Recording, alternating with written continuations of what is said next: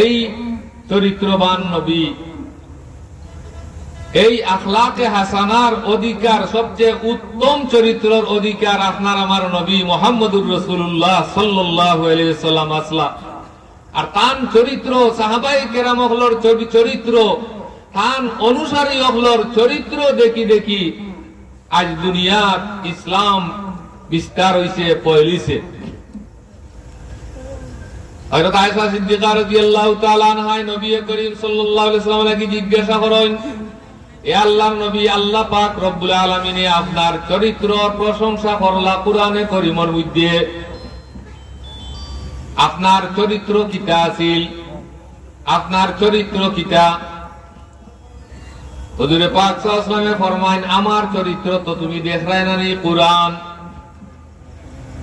হযরত আয়েশা রাদিয়াল্লাহু তাআলা আনহা লাগি জিজ্ঞাসা করা হইতো, নবীজির চরিত্র কিতা আছিল? আল্লাহ যে নবীজির চরিত্রের প্রশংসা করলা কুরআনে কারীম। হযরত আয়েশা রাদিয়াল্লাহু তাআলা নাই উত্তর দেন, কানা খুলুকুহুল কুরআন। হুজুরের চরিত্র কিতা আছিল, আখলাক কিতা আছিল? কুরআন। এই কুরআন আপনার আমার মাঝখানো কুরআন হাদিস নবীজি রাখিয়ে গেছেন নি?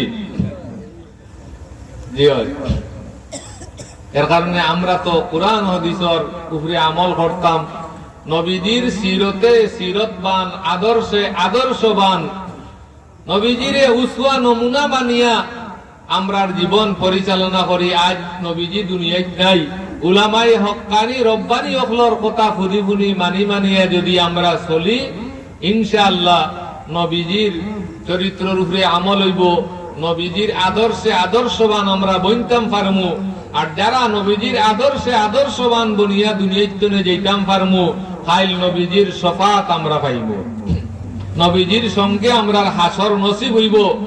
আর যদি নবীজির চরিত্রের বিপরীত চলি, মুসলমান দাবি করিয়া খাওয়াইতো নাই। এই সমাজের মধ্যে নবীজির আপনার পূর্ণ উত্তরাধিকারী নাই, উত্তরসূরি নাই, বরং এই মুসলমান নামে কলঙ্ক, এই নবীর উম্মতর নামে কলঙ্ক।